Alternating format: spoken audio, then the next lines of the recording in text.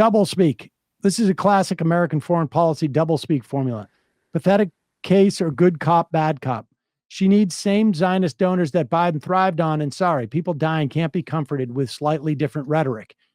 If we as a nation need to realize that we can lose an election if we have an anti-Zionist candidate, so be it. If Kamala has a real spine, we need more. This is different dance, won't be for anything. I mean, I am not going to disagree with your assessment that the rhetoric is insufficient. But the idea, I mean, like just these were, if we as a nation need to realize that we can lose an election if we have an anti-Zionist candidate, so be it. This nation already knows that. This nation already knows that. You know that already. And I'm not justifying what she's, doing or not doing. But Donald Trump is not going to help people in Gaza. There is a 0% chance of that. They will annex the West Bank if Donald Trump is president. I have complete confidence in that. We have Jared Kushner on video at Harvard. We played it on the show, saying that he wants to develop on Gaza and basically create more Israeli settlements and glitzy hotels and developments. It was Miriam Adelson who said, I want the embassy moved to Jerusalem. And I want the Iran nuke deal scuttled. And she got both those. 2 for 2. Yep. Reporting and suggestion says annex the West Bank. That's the reality. I get if people are not impressed by, a slight change in rhetoric. I happen to disagree that it doesn't necessarily have implications, but let me stipulate. It has no implications. It certainly doesn't help anybody on the ground today or tomorrow. Nope. It certainly doesn't. Will Netanyahu change what he's doing because the possibility that Harris represents something different?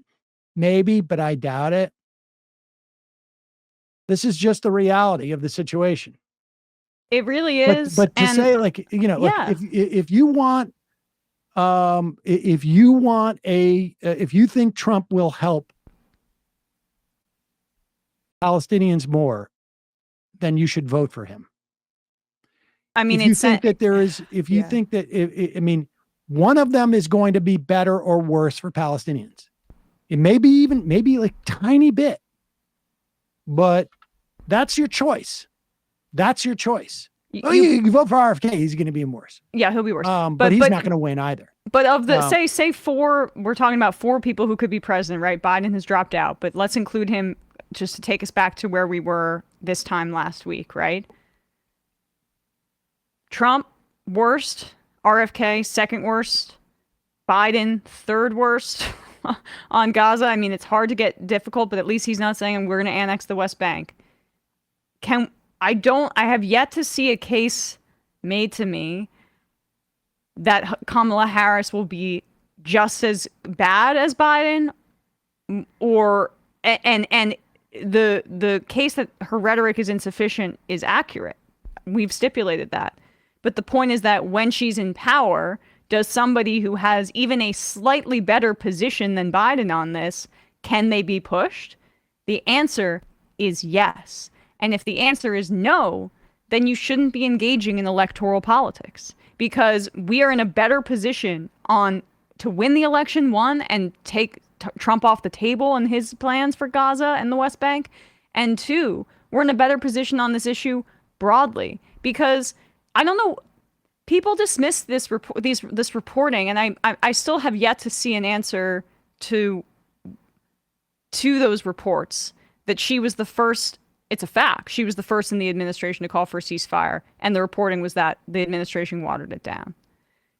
There is reporting internally from people who resigned from the State Department that she is considered among staffers to be more sympathetic to Palestinians. So insufficient. Rhetoric, so insufficient. But can somebody dispute those reports with facts, as opposed to just like, nothing will change, this sucks, or that we have some sort of depressing effect on the leverage over her by pointing out that very fact.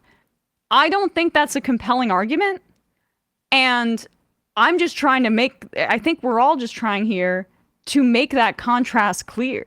Because it's not just that she is like a little bit better than Trump. She's a little bit better than Biden. And that was the choice we had last week. And he's the person, and his administration is who has bungled the situation. A VP is a largely ceremonial role. And when you mention the Iran deal, Sam, I think about Obama.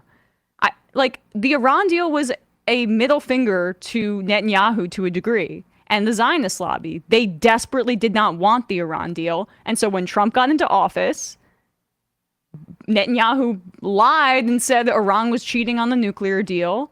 And you know what Trump said? Here you go, buddy.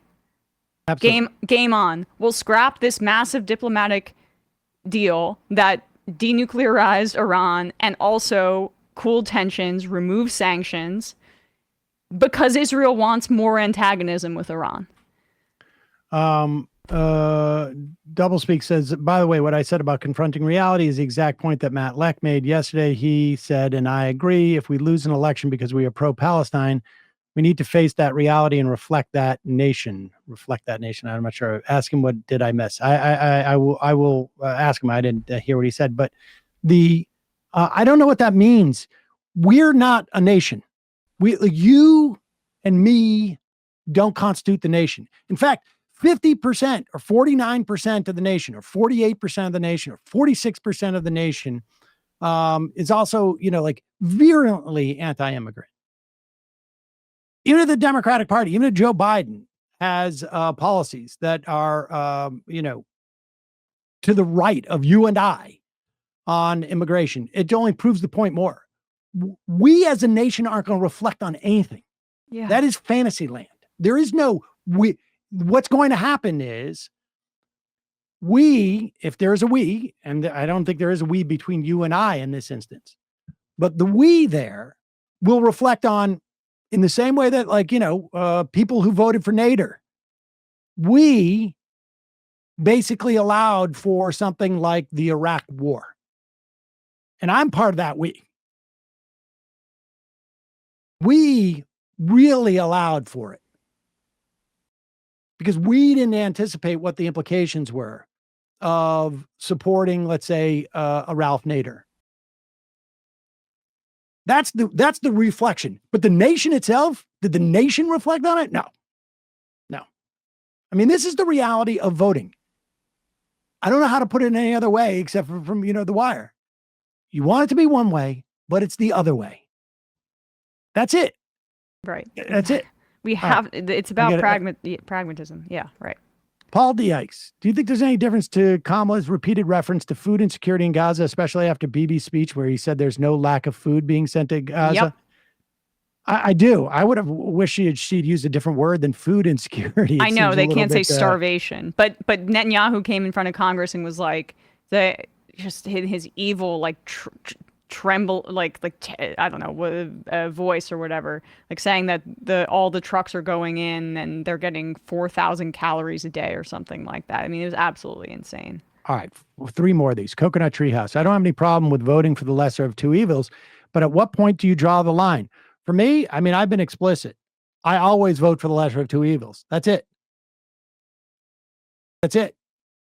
I will go to the mat in terms of primaries to try and have an even lesser evil, but you can disengage, but drawing the line, what does that mean? It means I'm too frustrated. I'm black-pilled. That's it. If the Democrats, for whatever reason, coalesced around a second trimester abortion ban, would you still ask people to vote for them over the Republican because they want to ban abortion altogether? Of course.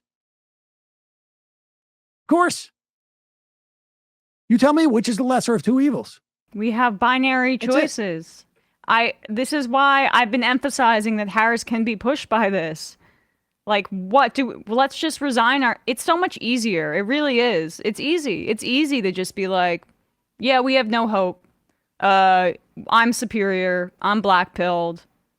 Don't put yourself out there. Don't fight for anything. Don't build coalitions. Then why engage in politics outside of just your entertainment value? I'm unclear. B. Dan from San Diego. There really isn't any left alternative in this election, so people got to do lesser of two evils or organize. Yeah, or both. One of the two or both. And I just think that like what we saw from Biden pushing a more progressive domestic policy agenda means the party's in a different place than when we were having these same lesser of two evils conversations with Hillary, with Biden even. I mean, there is a different political framework, and I don't think she's as ideologically Zionist as Biden. So what are we talking about? There's some good stuff we could do domestically, and she's the best chance that we have to change course on Gaza. Hey, folks, don't forget to hit the subscribe button and check out our daily show. We do it every day at 12 p.m. Eastern for about 2.5 hours. We even take phone calls. You should check that out.